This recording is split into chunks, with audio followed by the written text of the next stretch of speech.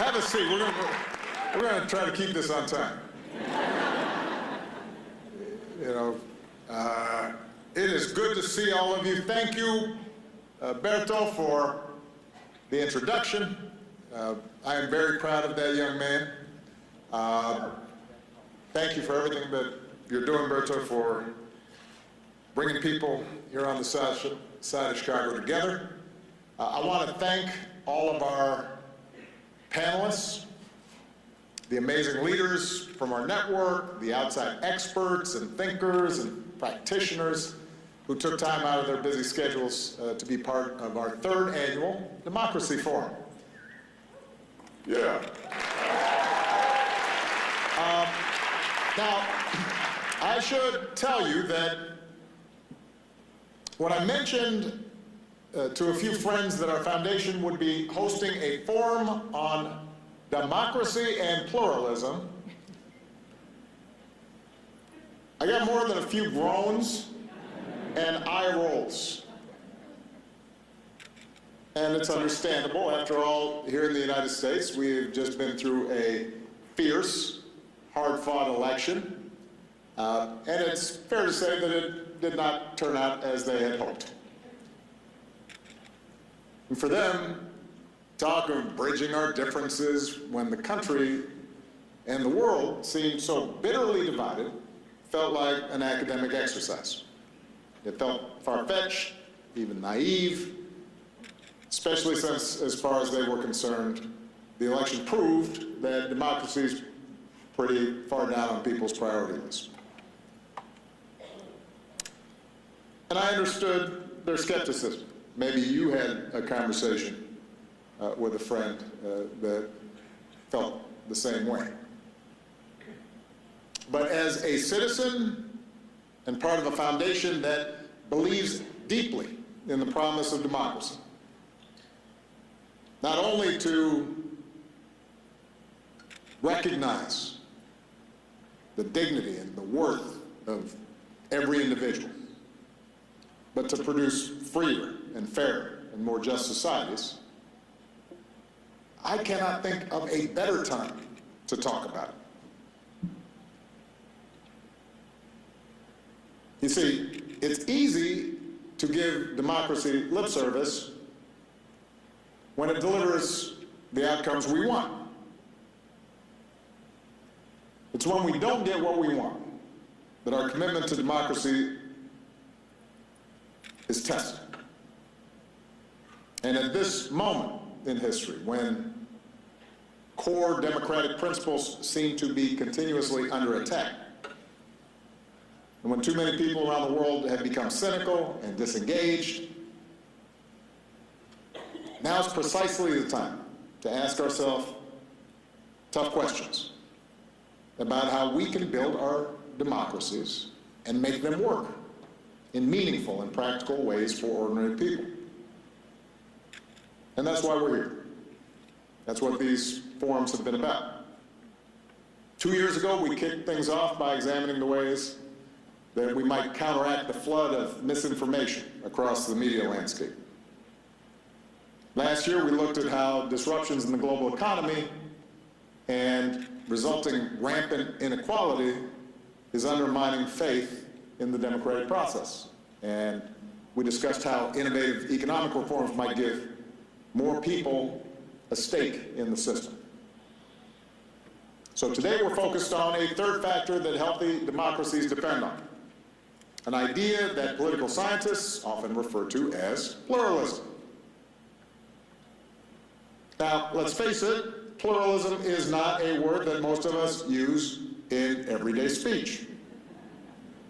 I talked to one young leader earlier this year who's doing incredible work reducing gun violence here in the United States, and she admitted she had to look the word up right before our call. But the concept of pluralism should and is actually familiar to all of us. It means that in a democracy, we all have to find a way to live alongside individuals and groups who are different than us. So we commit to a system of rules and habits that help us peacefully resolve our disputes. We try to cultivate those habits, those practices that encourage us not just to tolerate each other, but also every so often join together in collective action. The pluralist ideal is what allows a Christian church and a Muslim mosque to sit side by side on the same city block and then maybe agree to share a parking lot. It's what keeps you from pulling down a sign in your neighbor's yard supporting a cause that you find completely irritating. And it keeps him from doing the same to you. It's what encourages you to team up with a coworker on a project and get the job done, despite the fact that the two of you disagree on abortion and gun ownership and the merits of Taylor Swift versus Beyonce. So this idea that each of us has to show a level of forbearance towards those who don't look or think or pray like us, that's at the heart of democracy. And it's hard. Even in relatively homogeneous countries, it's hard. It's not easy to maintain. Look what happened just this week in South Korea. But it's especially hard in big, multiracial, multi-ethnic, multi-religious countries like the United States. In fact, one way to think about the U.S. Constitution is as a rule book for practicing pluralism. So you get a Bill of Rights that allows us to think and speak and worship and assemble and vote on an equal basis, free from government coercion. And with that freedom, we can voice our beliefs and try to persuade others and form coalitions and compete for support and eventually elect representatives who will then go and negotiate and compromise and hopefully advance our interests. A majority rule determines who wins and who loses, but the separation of powers and an independent judiciary ensures that the winners don't overreach to try to permanently entrench themselves or violate minority rights. And just like a basketball game or a tennis match, we agree in advance that so long as the rules of the game are followed, the losers will accept the outcome of any given result, even if they still don't like the other side, knowing that they'll have another turn to try and come out on top the next time. So that's the theory. That's how pluralist democracy is supposed to work. It's the story that kids like me who grew up in the 60s and 70s were taught in school, what politicians and journalists wax nostalgically about when they talk about the good old days when both society and political parties were more genteel and less vicious and America came together to promote the common good. Of course, in America, at least, the reality never fully matched the idea. It is true that in the decades right after World War II, our democracy seemed to run relatively smoothly, with frequent cooperation across party lines and what felt like a broad consensus about how interests were shared and differences should be settled. And part of this was the result of America's unique dominance economically in the aftermath of the Great War. So you have industrial competitors all across Europe and Asia who are still digging themselves out of the rubble at the time, which meant that fat corporate profits and rising living standards here in the United States helped smooth over friction between competing groups, between management and labor, or the industrial and agricultural sectors. And meanwhile, the Cold War generated solidarity against an external threat and a shared perspective on the world was constantly reinforced by a handful of TV networks, movie studios, newspaper chains, and magazines that served as nearly everybody's main source of news and entertainment. Everybody watched Gilligan's Island, even if they didn't admit it.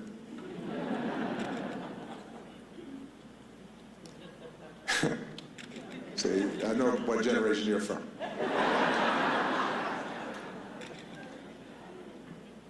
But the biggest reason that American pluralism seemed to be working so well mainly had to do with who it left out. The fact is, for most of our history, our democracy was built on top of a deeply entrenched caste system, formal and informal, based on race and gender and class and sexual orientation. A system that excluded or severely limited big chunks of the population from the corridors of power. Just to give you some perspective, as late as 2005, when I was sworn in as Illinois' junior senator, I was the only African American in the United States Senate. One out of 100. Only the third since Reconstruction. Out of 100 senators, there were exactly 2 Latinos. And only 14 women. It's fair to say that when everyone in Washington looked the same and shared the same experiences and were in the men's side of the Senate gym, because the women just had kind of a closet that they had modified, cutting deals and getting along was a whole lot simpler. And then starting with the civil rights movement in the early 60s, things got more complicated. So in rapid succession, historically marginalized groups, blacks, Latinos, Asians, Native Americans, women, gays and lesbians, disabled Americans, demanded a seat at the table. Not only did they insist on a fair share of government-directed resources, but they brought with them new issues born of their unique experiences that could not just be resolved by giving them a bigger slice of the pie.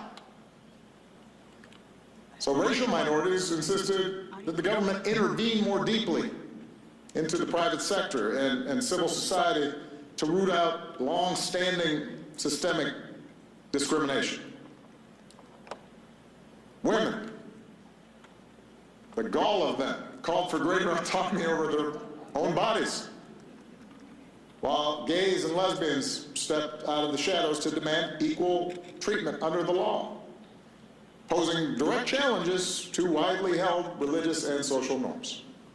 In other words, politics was not just a fight about tax rates or roads anymore. It was about more fundamental issues that went to the core of our being and how we expected society to structure itself. Issues of identity and status and gender. Issues of family, values, faith. Historically disadvantaged groups began to question the legitimacy of the system as a whole when they had played no part in writing its rules. Public arguments became louder and more contentious and more emotional.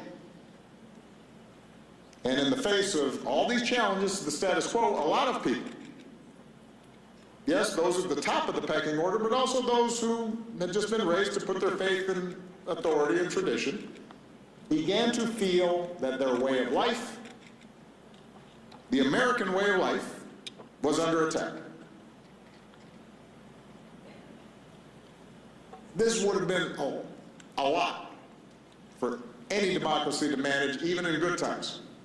But of course, all this was happening against the backdrop of a rapidly changing economy. Changes that would massively increase inequality and widen the divide between rural and urban communities, and advantage so-called knowledge workers over those without college degrees. And for a lot of Americans, such changes translated into stagnant wages and rising costs, and it increased their sense that others were benefiting at their expense. And that's not all. The new economy also upended residential and living patterns. So it reduced the likelihood that people from different backgrounds interacted at neighborhood stores or Little League games. People who are wealthier send suddenly their kids to private schools, so they're not only are their kids not interacting with regular folks, but they aren't either.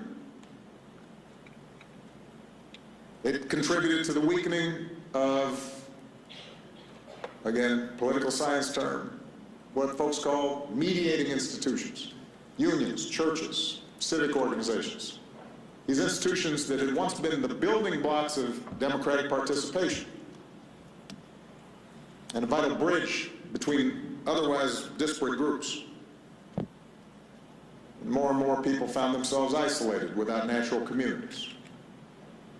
And with the Cold War over, with generations scarred by Vietnam and Iraq, a media landscape that would shatter into a million disparate voices, appeals to a common national story or a common national purpose increasingly fell on deaf ears. And we know what happened next, because we are still living it. What's been called the great political sorting that started with the mass exodus of Southern white voters from Democratic to Republican parties is now almost complete, with each party more and more uniform in its beliefs, less tolerant of dissenting views. Media companies have figured out that there's a profit in playing to the extremes. Since that's what gets attention, politicians and party leaders and interest groups are incentivized to take a maximalist position on almost every issue.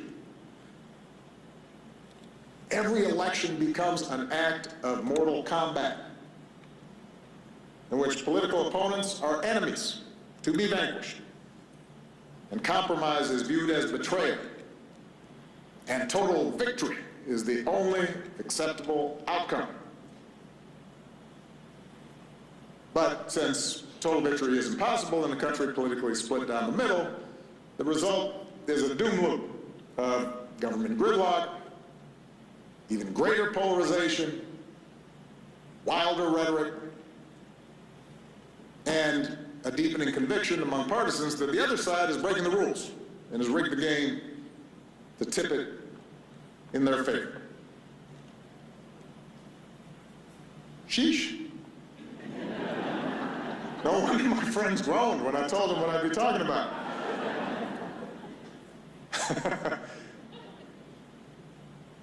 Now, before I go on, let me acknowledge I've been focused on the United States since that's what I'm most familiar with.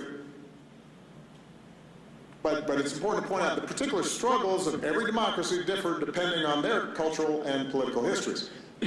The fault lines of division may be regional and linguistic, like they are in Spain, or religious, as they are in India and Northern Ireland, or ethnic, as they are in my father's homeland of Kenya. But no matter what country we're talking about, the same basic question remains. Can the idea of pluralism work in the current moment? And for that matter, is the concept even worth saving? I believe the answer is yes. I am convinced that if we want democracy as we understand it to survive, then we're all going to have to work towards a renewed commitment to pluralist principles. Because the alternative is what we've seen here in the United States and in many democracies around the globe. Not just more gridlock, not just public cynicism, but an increasing willingness on the part of politicians and their followers to violate democratic norms, to do anything they can to get their way, to use the power of the state to target critics and journalists and political rivals, and to even resort to violence in order to gain and hold on to power. We have seen that movie a lot. So how do we choose the better path? I'm not going to pretend that there are easy answers. Some of the trends I described played out over decades. Reversing them is going to take time as well. But as you've heard from many of our panelists today, we are seeing successful efforts around this country and around the world to reinvigorate pluralist values. And rather than just repeat what you've already heard from some of our panelists, I'm just going to try to quickly summarize a few quick principles for us to consider in our work. Point number one, building bridges is not contrary to equality and social justice. In fact, it is our best tool for delivering lasting change. Today, there is a perception among some advocates that being adversarial is the main way to make change. Compromise and civility only serve to entrench existing power structures. And partly this reflects legitimate frustration over the seeming inability of the existing political process to get anything done. And they are certainly right that those in power have often cloaked their resistance to meaningful change by appealing to civil dialogue and lengthy deliberation and let's form a committee.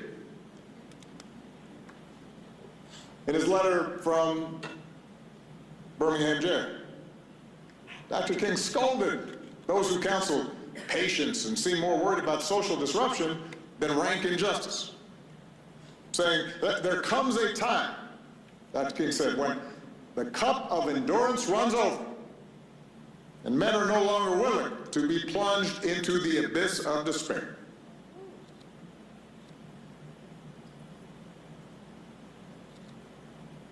But Dr. King, like Gandhi, like Nelson Mandela, also understood if you want to create lasting change, you have to find ways to practice addition rather than subtraction. So let me make this key point. Pluralism is not about holding hands and singing Kumbaya. It is not about abandoning your convictions and folding when things get tough. It is about recognizing that in a democracy, power comes from forging alliances and building coalitions and making room in those coalitions, not only for the woke, but also for the waking. Now, there are risks involved in engaging with groups you disagree with, particularly if there's a power imbalance involved. There's a risk when you begin to negotiate compromises that you'll give away too much, that you whittle away your issues to the point where it's hard to claim that you're making progress. And building bridges may require you to deal with people who not only disagree with you, but do not respect you.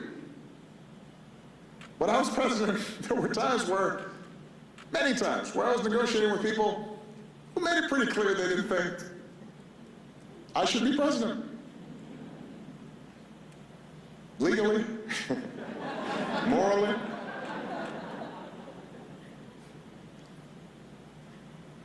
But as long as we're clear about our core principles,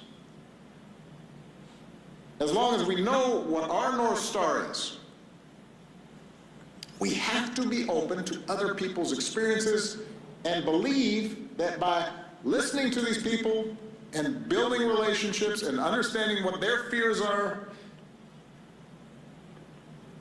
we might actually bring some of them, not all of them, but some of them along with us. And this is not just the job of leaders. This is an important point. Advocates and rank and file in any group have to be down for compromise as well. A few months ago, I talked with a young advocate who said that a lot of her work was online. She gets rewarded for taking maximalist positions. And she gets punished sometimes if she suggests strategic compromise. Even though, and so her incentives led her often to say things that didn't necessarily jibe with how she was feeling, because she was constantly worried, looking over her shoulder, if she gave ground, in order to get 3/4 or half a loaf instead of nothing, she might be accused of selling out, which then led to fewer followers and fewer donations and ultimately less influence. So in a democracy, it's important to argue strongly for the issues we care about and draw lines that we're not willing to cross. But purity tests are not a recipe for long-term success. Point number 2, pluralism does not require us to deny our unique identities or experiences, but it does require that we try to understand the identities and experiences of others and to look for common ground. Let me make a note here. A lot of what's labeled identity politics is just folks trying to find an excuse to be able to continue to do what they've been doing in terms of feeling free to call people names or diminish them in some fashion. We understand that. And it's understandable that people who have been oppressed or marginalized want to tell their stories and give voice fully to their experiences, to not have to hold back and censor themselves, especially because so many of them have been silenced in the past. But too often, focusing on our differences leads to this notion of fixed victims and fixed villains, and it creates a presumption that our identities are all singular and static, that because you're a male, you automatically have certain attitudes, and let's face it, you're part of the patriarchy. I have 2 daughters and a wife, and sometimes I'm sitting at the dinner table and I'm like, what'd I do? They pick on me all the time. You know that, Robert. I'm the brunt of every joke. I'm like a sitcom dad. Or, if you're not black, you don't understand. You don't have standing to talk about race. My status trumps yours. Framing issues that way may keep things simple. It's easy to tweet. Is it still tweeting? Okay. Xing, I don't know. And it may feel satisfying in the short term. Unfortunately, it actually reinforces the sense that we are inevitably, immutably divided. And that makes it harder for people to reimagine how they might see themselves and they might see others.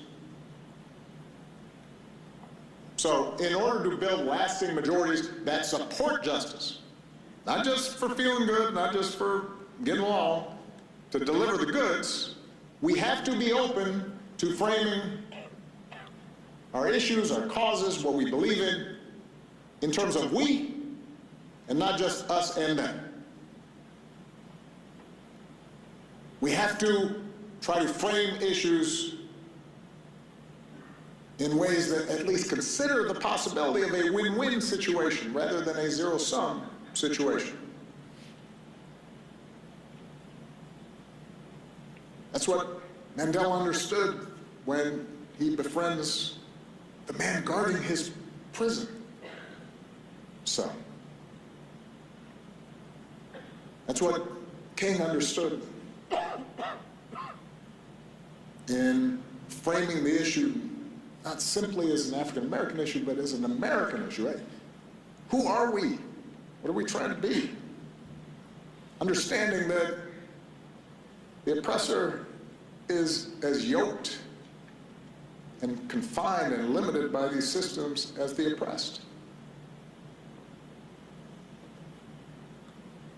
And we have to acknowledge that we all have multiple identities. I am a 63-year-old African-American man, for example, but I am also a husband, I am a father, I am a Christian who is constantly wrestling with his doubts about organized religion, I am a writer, I'm a Bears fan, which has not been easy.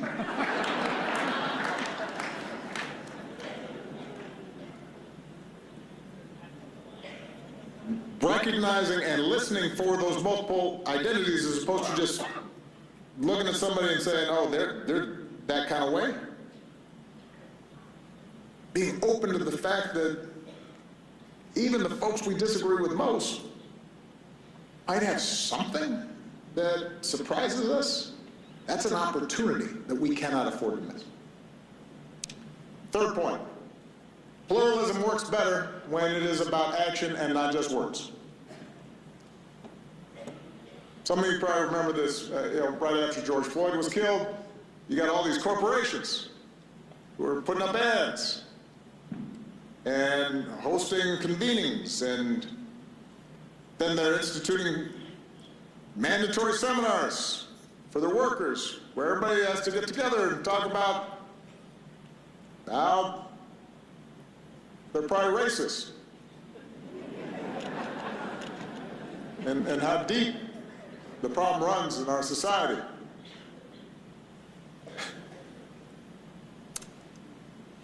And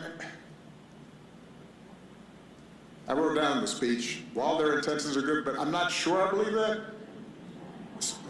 There's a little bit of like, let's get over on the cheap, but let's assume sometimes the intentions were good. Nothing changed. And unsurprisingly, 4 years later, all those seminars disappeared. Words alone do not build trust. Words alone do not rid people of prejudice. What does build trust, because it builds relationships, is people banding together to get stuff done. Whether it's a mosque and a synagogue joining forces to help victims of a natural disaster, or a black community linking up with a traditionally hostile white community in Chicago to try to stop a highway from running through both neighborhoods. Such common efforts take time. They require an investment on the part of the participants. They won't eradicate people's prejudices, but they will remind people that they don't have to agree on everything to at least agree on some things. And that there are some things we cannot do alone. Which leads me to my final point. We're not born with the muscles to make pluralism a habit.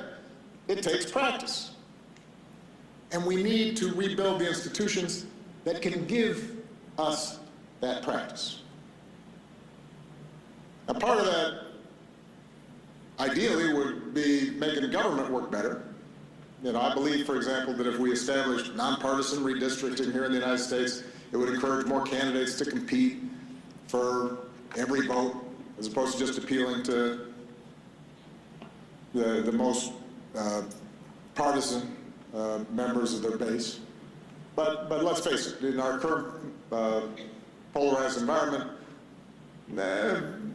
political reforms are probably not going to happen anytime soon, at least not the ones I want to see. Which is why this may need to start by just looking for opportunities for people to once again become part of a society of joiners. Create more organizations from elementary school all the way through adulthood that bring people together to do something.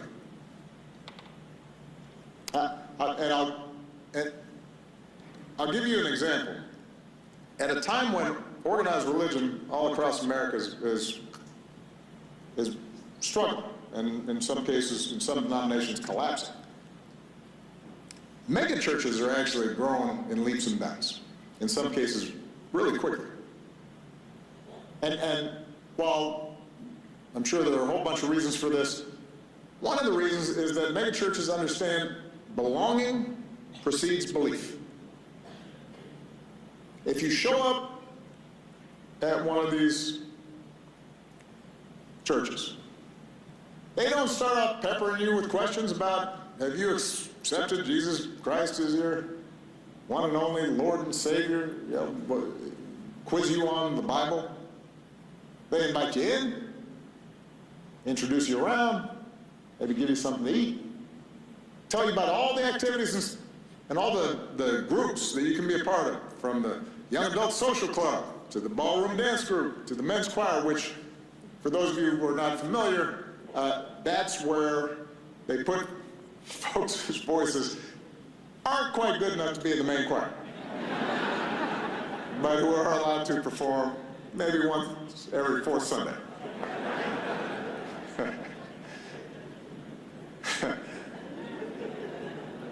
Point is, oh, I'm sorry, brother, you know what I'm saying is true. Point is, mega churches are built around this idea of let's just get you in here and get you doing stuff and meeting people and showing you how you can participate and be active. It's about agency and relationships. It's not about theology or handouts.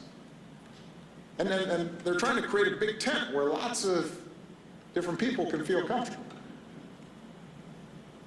And once that happens, then they can have a deeper conversation about faith in a way that folks aren't spooked by. And what megachurches are doing is actually also a good argument for localism. A lot of us obsess about, and our press and social media obsess about what's happening in Washington, and I understand it, because it can be crazy. But a lot of our best work will happen from the bottom up instead of the top down. If we're going to get better at pluralism, it's going to happen in neighborhoods. in the communities where we spend our time, in the schools where our kids develop skills and learn how to negotiate and work together across differences. Now, at this point, you may be thinking, this all sounds pretty good, except pluralism depends on everyone following a certain set of rules. That's what you said, Obama. What happens when the other side has repeatedly and abundantly made clear they are not interested in playing by the rules?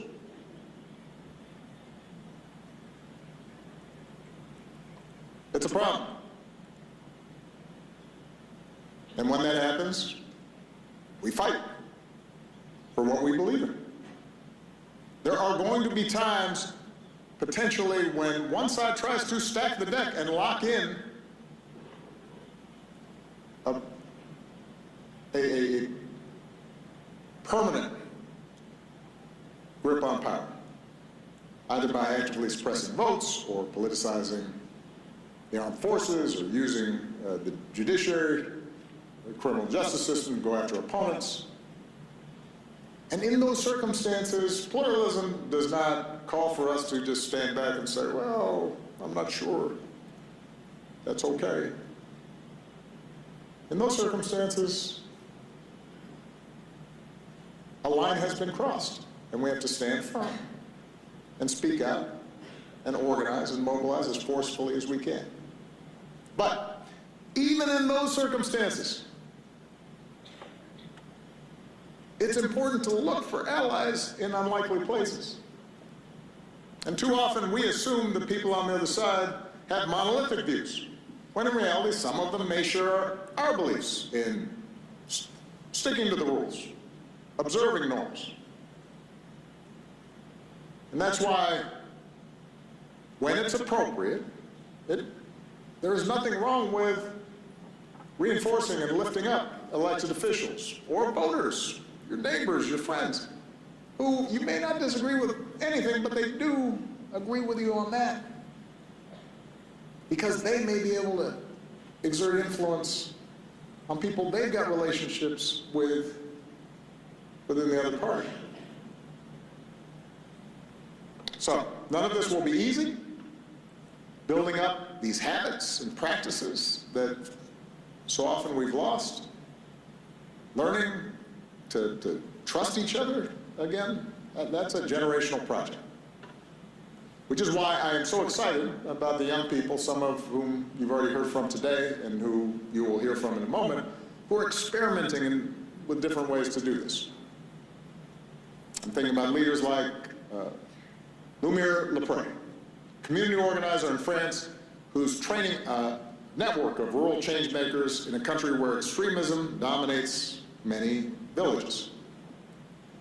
Or Ayu Kartika Dewi, who started a program in Indonesia that sends children and their mentors to different parts of the country during school holidays to live with a family from a different cultural background.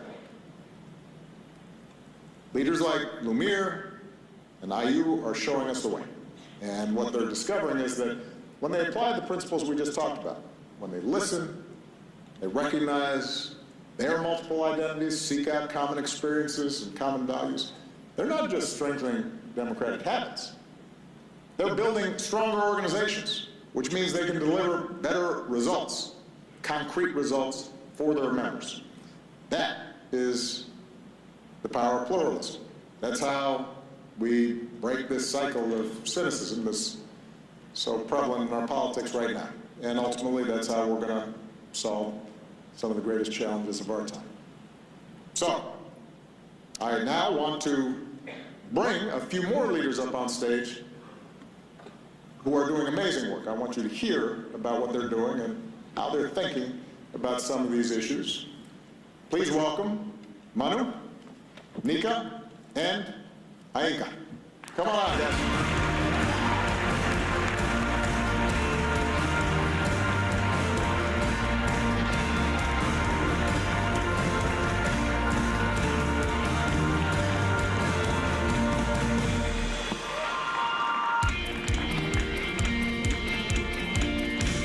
Testing, 1, 2, 3. Can everybody hear me? Okay, so these are some pretty impressive people. Some of you may know them. I am going to let them introduce themselves, but you know, I figured for efficiency's sake that I should probably just go ahead and ask a question, and then we'll just go down the line and you can introduce yourself and describe what you're doing while you're doing it. So here's my first question. All of you are doing work in this pivotal moment in very different contexts, but you're all grappling with some of the polarization and division that we've been talking about at this forum. So just start off by telling me what's your basic approach, and give me maybe a brief sense of what you found most successful in what you've been trying to do and what hasn't worked so well. Vika, let's start with you. Okay, so I will start with a secret. I think that often authoritarian leaders and people in power try to convince us that we are more divided than we actually are. I think that most of us want the same thing. We want a safe home, we want to be able to pay the bills, we don't want to see kids being killed in terrible massacres, and we want a clean environment. And the story that I want to tell you is the story how we, in times of authoritarian government, decided to unite around common values. So we decided that it is not enough just to protest, but we decided to form a big coalition when government decided to attack the water. And this coalition was just terrible. We were so annoyed by each other. We didn't agree almost about anything. We were totally different. But at the end of the day, we always knew that we want to protect water. And we decided to believe in each other and in common value. And when you do this, magical things started to happen. People started to write to their neighbors about protection of water. Trade union of taxi drivers was driving people to the referendum about water that we called. Retired people and high school kids were on the streets speaking about water. And on the day of the referendum, under authoritarian government, half of the country came, and we won by 87%. That's pretty good. Yes, but there was one person that was for me the most annoying person ever. And he is now a mayor, a really conservative mayor, of the most environmentally attacked city in Slovenia, called Anhovo. And I think I fought with him more than with any of my exes. But at the end of every day we... Hold on a second, how many exes do you have? I'm teasing. Yes. But at the end of... I will just continue and ignore this. But at the end of every day we decided to trust each other. And this movement, this referendum, was basically a force that helped to change the government in Slovenia. And after a couple of months, the community of this small conservative city came back to my organization and they said, we need your help again. A lot of people is dying because of air pollution, because of lung cancer, and we want to change the law to protect the air. And again, the crazy feminists and the super conservative people formed a campaign, and we won this year again. And in the meantime, I started to coordinate a campaign for safe and accessible abortion in Europe. And I started to get a lot of attacks in my home country. And for me, this is quite hard, because whenever I go to a public speaking engagement, I think that something will happen to me. So I had a talk about abortion in a city close to the city, this rural conservative city, and I thought that something bad will happen. But when I came to the venue, there were all these super conservative men laughing, waving, and being there. And I knew that they were there because that time they showed solidarity to me. And when I finished the speaking engagement, they all said, we will help you with the campaign. And this story is for me something that is giving me hope in these hard times, because if you stick to your common values, if you see humanity in people, you get weird new friends, but also you can change the society. That's fantastic. That's a great story. Yeah. So let me give a little context about Selma.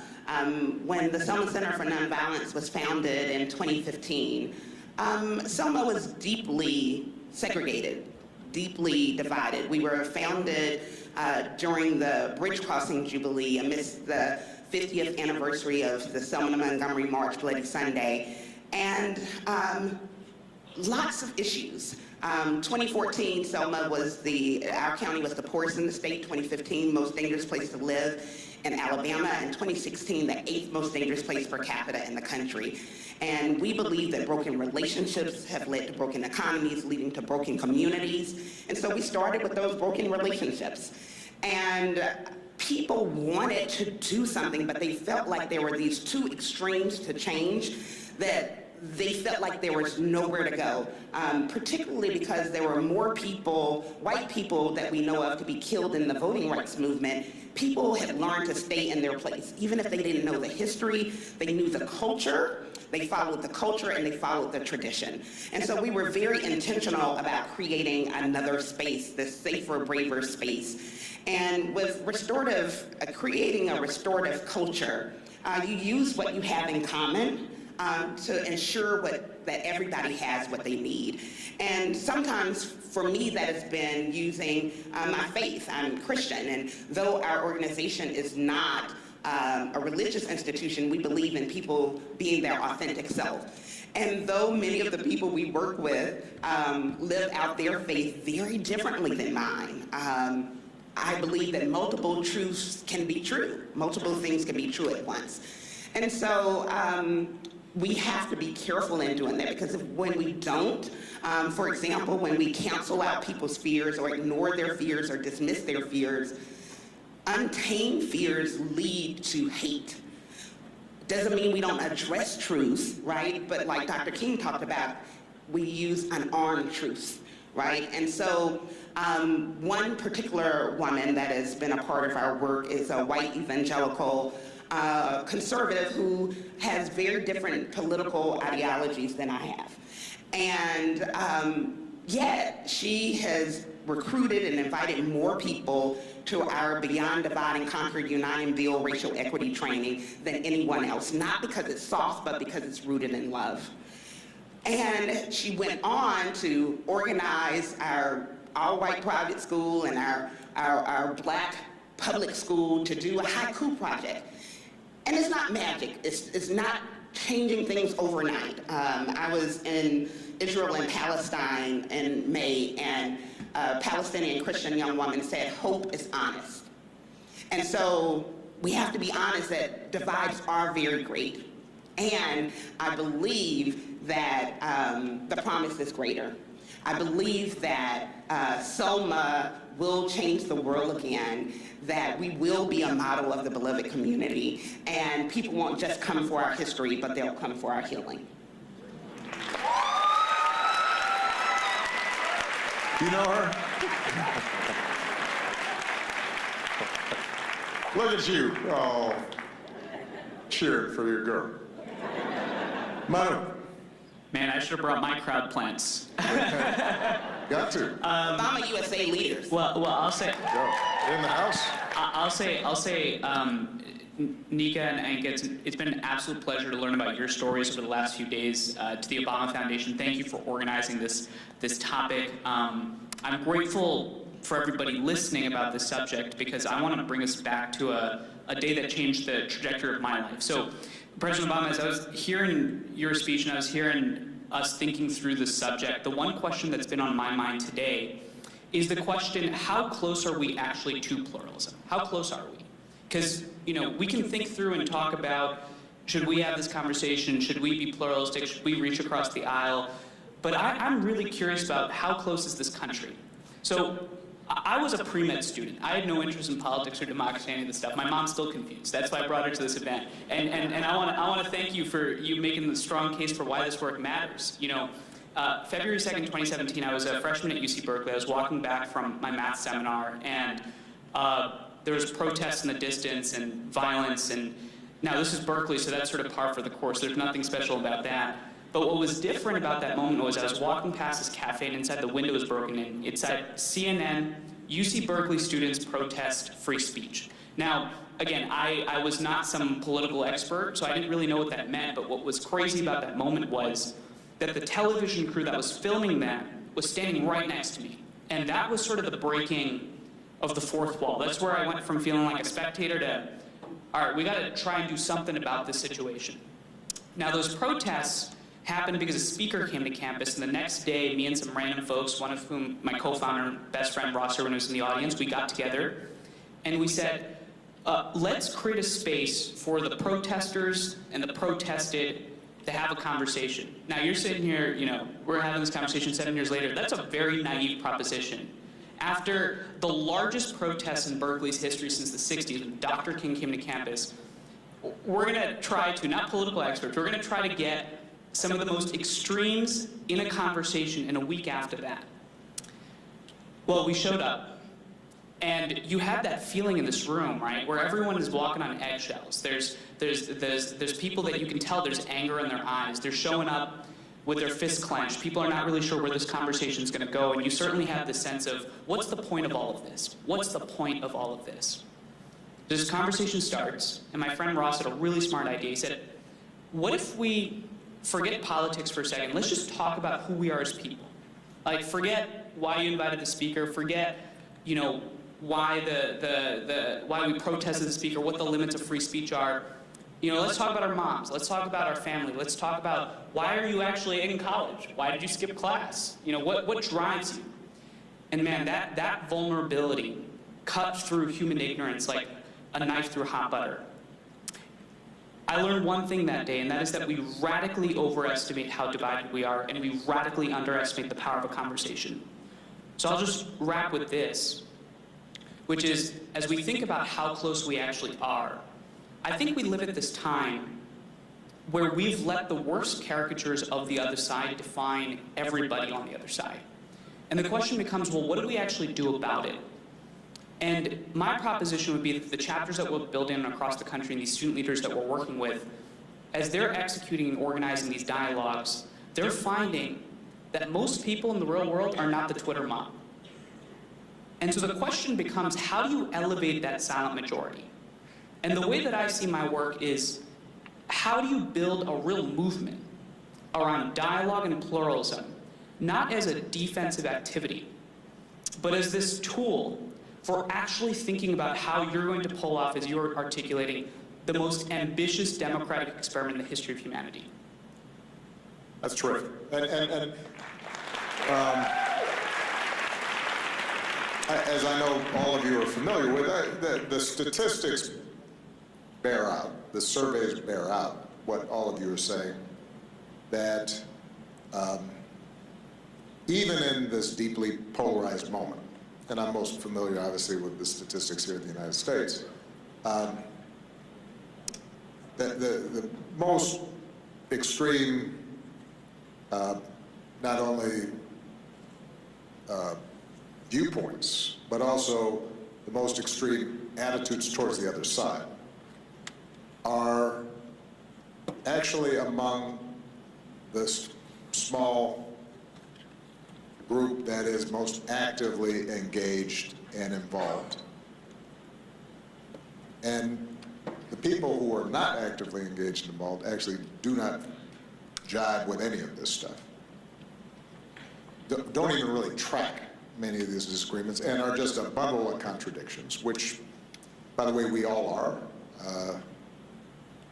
Certainly I am. And so that is a powerful starting point. I do want to ask, though, because all of you told sort of heartwarming stories, I want to ask about when you feel like you've kind of made a mistake in this process, either because you made assumptions about somebody, like your, hardcore mayor friend, or that turned out to be disproven. But you might want to also talk about the fact that, well, sometimes you make an assumption that we have something in common and somebody disappoints you, or or for whatever reason, maybe because you approached it, you never were able to build the sort of relationship you were hoping for, and what you learned from that. I just think that it's, help is honest, and I think it's important for us not to underestimate some of the barriers and challenges when we try to get people not just to tolerate each other, but potentially work together. So, anybody want to start, or do you want to just keep on going down the? Go ahead. I mean, I do mistakes every day, and luckily I have a much smarter team than I am. Me too. Yeah, and one of the mistakes that I did almost was in the time of the authoritarian government. We were campaigning to change the definition of law about rape. And the Christian Democrats called a session in the parliament about sexual harassment. And I said, I'm not going there, I was invited. This is just for their political points, they will attack us, and I'm not showing up there. And my team said, are you stupid? Like, you will go there and you will tell the stories of women who experience sexual harassment, and you will demand systemic change from all of the members of parliament. So I usually do what they say, and I went there, and I went to the session, and I started to say those stories of these women. And at the end, I said that we need members of parliament to change the legalization to protect victims of sexual harassment. And across me like this, there was this member of parliament, this woman from Christian Democrats, like a party where I almost never agree with. But she was looking at me, and she said, you know, I hear you, and I will do something that no one will think that I will do. I will be the first one to support your law. And in the next moment, a woman from the left raised her hand, from the most extreme left party, and she said, I'm with her. We are all here to support the victims of sexual harassment. And this story for me was so powerful because it showed up that my team was smart in two different ways. Firstly, to push me to go there, and secondly, to be really clear that I'm not there to search the dialogue. I'm there to speak about the victims, and I'm there to demand a solution. And those two brave and smart women heard me. We then changed the law, and I still admit that I almost didn't go to this session. That's fantastic. So I often say in our trainings that you will make a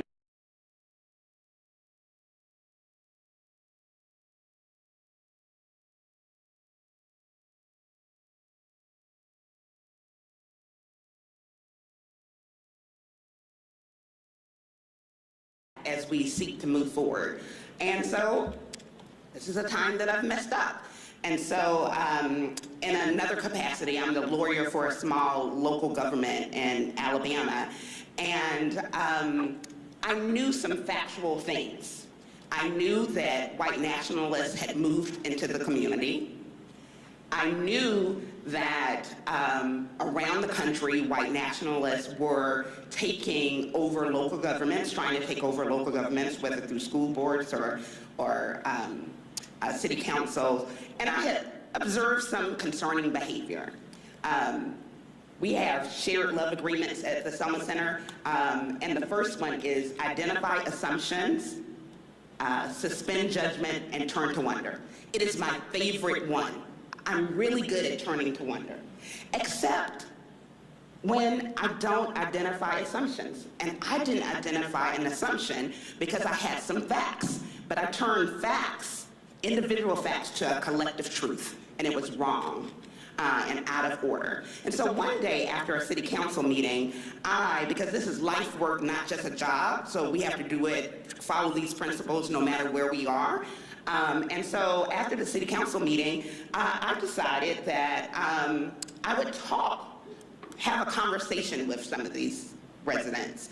And I listened to their concerns, listened to their frustrations, and then they listened to me. And it was so beautiful because from that one conversation, and there's been many more since, things shifted. They actually begin, the city is happy because they're not constantly inundated with requests that they didn't have the capacity to give, and the residents are happy because they're getting answers to questions they weren't getting. But that couldn't happen if I didn't suspend judgment, identify my assumptions, and turn to wonder. So these were, just to be clear, these were white residents. These were white residents. Who, but the question was, how can they feel that they're part of, or that this government, because they might have some assumptions that maybe a predominantly black-run government, it was not going to be responsive to them, and that's what these conversations led to. And to be clear, each side still has some assumptions, right? I'll bet they do. So it is not all settled, right? But we're finding a way to work together, and part of what pluralism says is that there are solutions to be had that we can only find if we're working together. Yeah, I mean, the first mistake I made was not being a doctor. Are you still playing to your mom? I'm still playing to my mom. There was a strategic objective, and Anka and Nika know this very well. When there's something you said in your 3 judgments, Anka, about 3 rules, and one of them was suspend judgment. And what's so powerful about that is it actually goes back to one of the first mistakes we had made President Obama doing this work, which was I saw it not for what it was, which was that pluralism is a way to see people the way they are and to actually understand not what they believe, but why they believe. Instead, I immediately jumped to it as a political tool to achieve my end. Now, I don't think that it can't be a political tool to achieve people's end, but the one thing that I've learned over the last 7 years hosting these conversations, hosting these dialogues, is that people can sniff out your goal very quickly. And if we show up to a conversation with the idea being that I'm going to try to convince those people to come to my side in the next 45 minutes, I'm sorry to put a damper on this, but that's not going to work. And the reason it's not going to work is because, as you articulated, we're in a very divided moment where people fundamentally have applied the worst caricatures of myself to everybody on my side. And so as a result, the question becomes, well, if that's how people are approaching the conversation, how do we actually engage productively? And I think one of our students actually taught me this way of thinking, and this came after actually the October 7th attacks, where if you think about college campuses, you would imagine that college campuses are permanently set aflame. And yet our chapters hosted over 25 discussions about Israel-Palestine over the last year. We've got about 90 college chapters, 45 high school chapters. We engaged 11,100 students this year, which was this fall, which was, for the record, more double what we engaged last year. And I say all of that to articulate that I think people are craving honest connection. Because when they can then trust us and say, okay, this is why this person is telling me this idea, suddenly opens up their heart to the possibility of what is actually doable. I'll just share this last thing. Every one of these, and I'm sure y'all have seen this in your work, whether it's in Selma or in Slovenia, when one of our discussions ends, one of the most common things that our students will say, and it's even our chapter presidents, not just the students that are passionate about this work, and they'll say, wow, I did not think this was possible. So I think part of the challenge here is that people have been convinced that what we're trying to discuss at this conference is impossible. And if we leave this room with the assumption that, yeah, it's probably not going to happen, the folks that we try to meet are going to be able to sniff out that inauthenticity. So I think we have to really meet people where they are and understand their why. And I think that can open up a lot. No, I think it's a terrific insight. My suspicion is people don't leave this conference thinking it's not possible. Partly because these are a bunch of, I call a friend of mine here a degenerate do-gooder. It's just like, can't help themselves. But I think what people oftentimes are concerned about is, does the dialogue, the sharing of stories, the understanding, the insight lead to action that in turn serves our communities? Because if it doesn't, then it starts feeling like a luxury. Nice to do, but we got bigger fish to fry.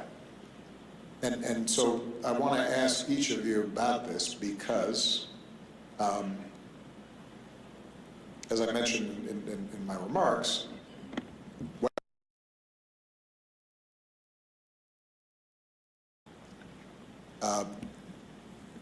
your rejects your overtures or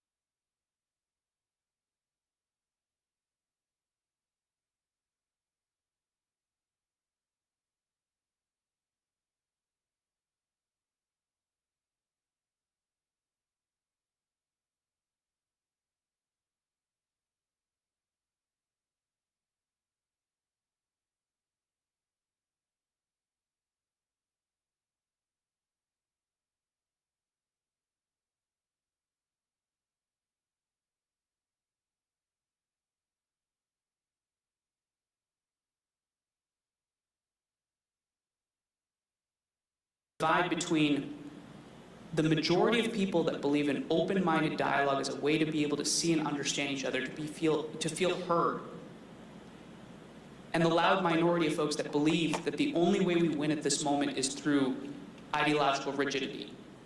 And when we start to think about it in the terms of there being a new divide, I've found personally that these students are motivated by seeing the fact that open-mindedness instead of closed-mindedness is the way that they're going to build their coalitions. That the way that they're going to achieve change is by realizing that the problem in their communities is not the problem of division necessarily, because we've been divided historically, but a problem of fear. And that fear being propagated by the loudest voices. So the question is, how do we elevate the majority of people that believe in the tenets of pluralism at a moment where it's necessary? So, at my birthday party about 2 weeks ago, my mom said, I am her biggest supporter and her biggest critic. And Sounds like a mom. yes. And my mom and I do things very differently. And she is also in Selma. And so she said to me once, and this was painful for us, she said, I feel like you are separating from me because you're choosing white people over me. And that's difficult. She was in pain. She was hurt. I was hurt. Definitely not the case. More about how we do things and my intentionality. We often have the same goal of reconciliation, but again, I'm very careful about having unarmed truth. And so I think that it can be difficult when you're doing this work and people see you doing things and don't understand how you're doing them. And you don't have the conversation enough for them to understand. And that was my thought in that. I will also say that I talk about love a lot, and love for so many people has been tainted that it feels very weak and anemic. And when I speak about love, I'm not talking about love absent of power, but love that actualizes power. It's a great way to put it. Think anything you want to talk about in terms of just pressure within the group and strategies you deal with? Yeah, I wanted to say that I like criticism and I don't like discreditation. And I think this is an important difference. I'm sorry, you like criticism, but you don't like Discreditation. discreditation? Yeah. And I think it's a How do you define discreditation? Discreditations are like fake news, attacks, comments. Okay, I get it. Criticism is when people tell you that you're doing shit when you're doing shit, or when you're wrong. This is like the I difference. think that's a very good definition. Yeah, thank you. So what I wanted to say is that for me, before like stories, before campaigning, before like being on the streets with people, what comes first is the content. For what we stand in my organization, what we want to achieve. And when you have the content in the first row, everything else, like all the additional noise, all the egos that we have, all the fights that we have, like all the like hard things that come to your way become much, much smaller. And when you're focused on content, you are focused on delivering. And I think that what this year could learn us is that we need more than ever democracy that delivers, democracy which provides life full of dignity for everything, for everyone, peace and life that we want to live. And if we are focusing on delivering, we will like think about other stuff way less, and we will be doing things. And I think that the only solution to the situation in which we are is hard work. And this is the only thing that we need to do now. I'm a big proponent of hard work, but I want to lift up a couple of things that were said. That powerful story, Anika, that you told about the conversation with your mom, and then you said, you know, you've got a process, but she's not always seeing it, right? And it is a good example generally of effective leadership in a pluralistic society doesn't just require you to be spending all your time focused outward. If you want to be an effective leader in a pluralistic democracy, you actually have to spend more time inward in terms of making sure people know what you are doing, what you're trying to accomplish, that you have set a common goal that we all agree to. Here's our rationale. You can criticize, maybe you disagree with my strategy, but a lot of times I think people will, they may still criticize your strategy, but if they know that you're coming from the right place, then it will be criticism as opposed to discreditation. The second point, which I think is right on target, it's easier to say no to your own base, to reject, to know what compromises to reject and what compromises to take, when you are talking about a concrete goal and not talking in the abstract. And so this goes to the point I was making earlier about tying dialogue, work, bridge building with a goal that delivers for people. Yeah, so I was talking to some content creators earlier today, and I just used as a simple example that is fairly well known, the Affordable Care Act. I got whooped on throughout that process. It wasn't single payer, there's no public option, there's this, there's that. And let me tell you, I know criticism is relative. When it's the president getting criticized, it's very noisy and very loud. And my staff is having to, catch all kinds of flack from various groups. But you know what? Generally speaking, we did not stress. I might occasionally curse, but did not stress about it because we had clarity about what we were trying to get done. And I think a lot of times, Manu, what you were referring to in terms of what's happening in the Twitterverse, the comments, this and that and the other, happens when it's not tied to something concrete. When it's tied to something concrete, you feel pressure because you now have to deliver. And that's where criticism is legitimate if you don't deliver. Or if somebody says, I think there's a better strategy to deliver. But if we're, when you're just talking ideologically, that's when I think the loudest voices, the most rigid voices tend to predominate. We're running out of time, so I'm going to just do I won't say this is a lightning round, but I'm going to just throw out a couple of things. Anika, as you think about your work, how do you set sort of red lines in terms of what you can compromise, what you can't? Manu, obviously there was a lot of attention about college campuses, and, in the aftermath of October 7th in Gaza, and I'm interested in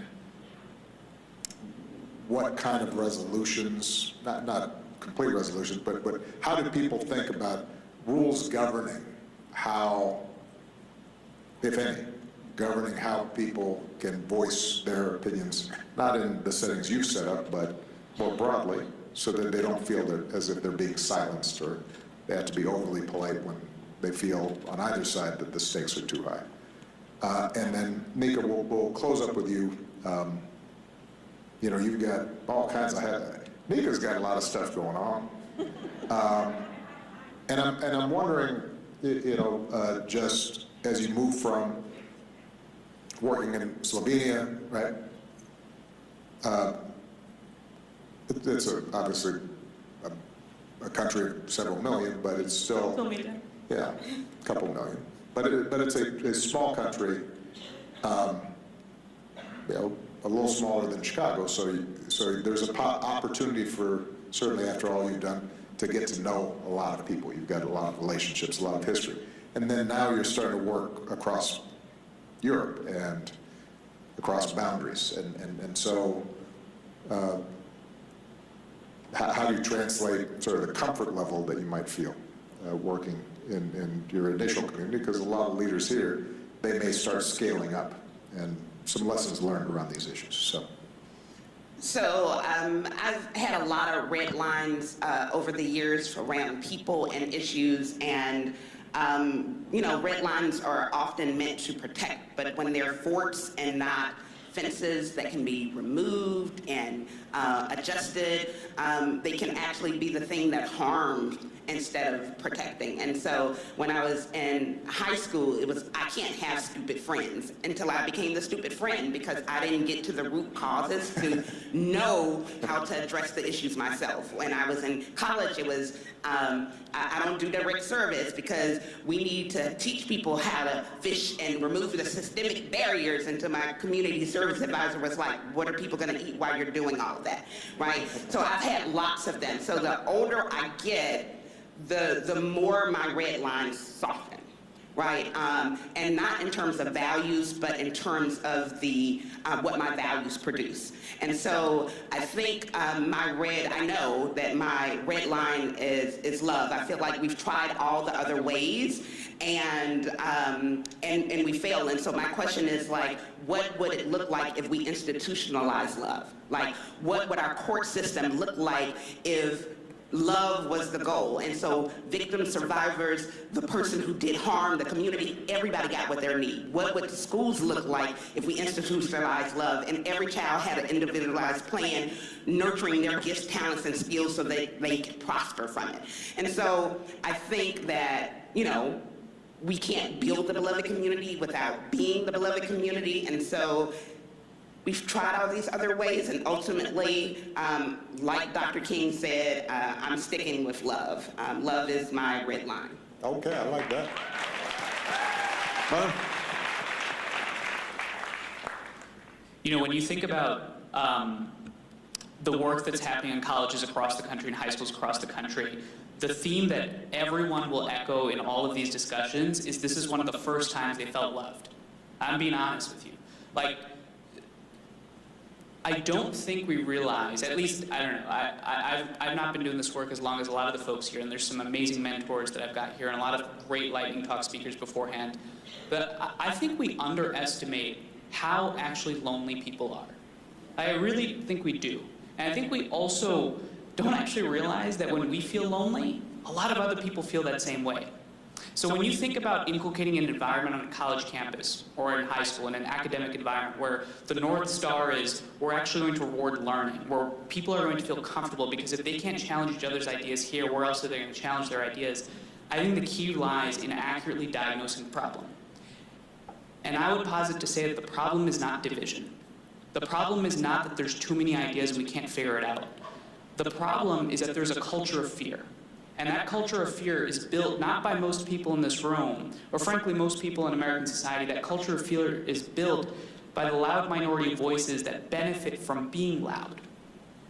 And so what we've got to do is we've got to figure out, how do you elevate the majority of people that care about this work? How do you build the permission structure? So when it comes to policies, how do you incentivize pluralism as the norm? When a student shows up to campus, how do you create faculty interventions? How do you ensure that their dorm life is politically and ideologically diverse? And here's the coolest thing about our chapters. People actually make friends with people that are different than them and leave the room saying, I actually learned more from this friendship. And when people can actually feel that this isn't some fake prescription, but it is core to their soul, that is a part of the human condition. I mean, you discuss the legacy of our democracy in a really articulate way. By 2045, the United States is going to be the most diverse democracy in the history of democracies. This has never happened before. Imagine I told you there was a society of 330 million people, all of whom look differently than each other, heavily armed. Trying to make it work? So I would just articulate that I think this work is offense. And I think young people are ready to pick up the mantle of dialogue because they see this as the tool for the moment right now. Okay. So I spent 1 year at Columbia as Obama scholar, and at that time, at that time I became obsessed with two different ideas. First was that it's not enough that I do campaigns in Slovenia because it is too little, and that we need to scale up on the whole Europe because we need a European movement. And because I was in US just in the time when constitutional courts take away the reproductive rights, I become obsessed with the idea how to make sure that Europe don't become US. And the thing that we decided to do was that with my fellow Obama leaders from the program which I visited like 2 years ago was to start leading a campaign to collect 1 million signatures to protect abortion on the level of European Union. All the people said, most of the people said that we will never make it, that we are crazy. But we decided firstly to use social media ads, to use like fancy words, like flashy campaigns, and the thing didn't work. And what we realized when we were building this like large-scale movement is that actually you need to do it in the same way again and again. Go to every single city, go to every single community, talk with people, invite with you politicians, invite with you small businesses, invite with you like different people that you would never imagine, and with this you can move a change. And right now we have more than 900,000 signatures, and we will succeed. Well, I know you'll succeed, because that's what you do. Well, look, I could not be prouder of the work that all of you are doing, and the way you articulate and describe your work, I'm sure has inspired the audience, not just here in the auditorium, but folks who are watching. I just want to emphasize to everybody that you can hear the degree to which these are some soft-hearted but hard-headed people. They're not doing this because they've got nothing else to do. And they are looking for practical results. And that, I think, maybe is a thought to leave all of you with. This idea that there is a contradiction between listening to others, hearing their stories, identifying potential connections, that there's a contradiction between that and your convictions. That somehow, if you really have convictions, then you aren't interested in that. That's something I really want to dispel.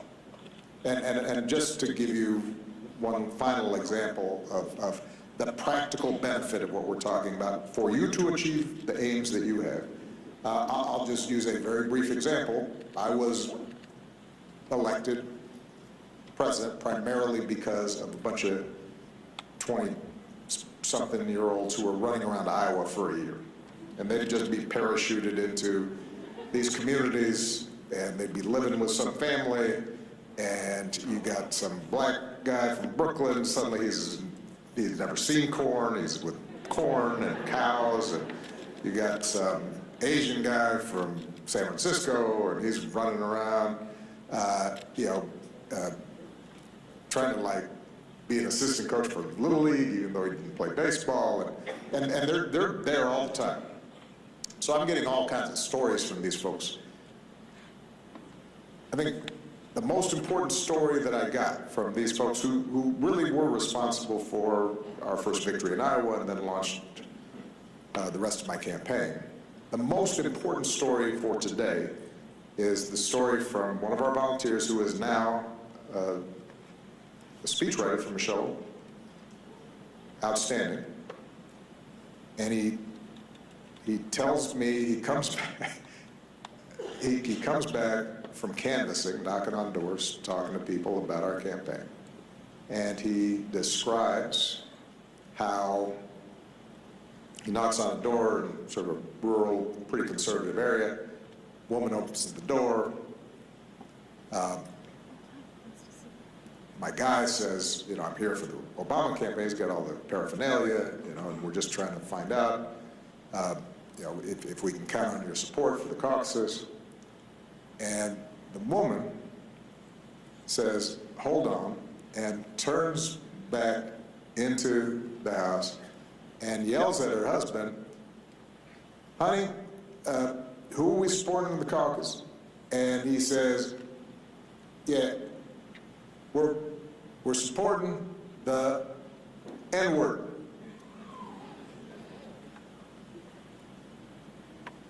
There, we're supporting the, and she turns back and says, yeah, we're supporting Obama. And my canvasser marks it down. 2 points from that. 1, it's a game of addition. 2, I was more confident about that person was going to support me in the caucus. Because hope is honest.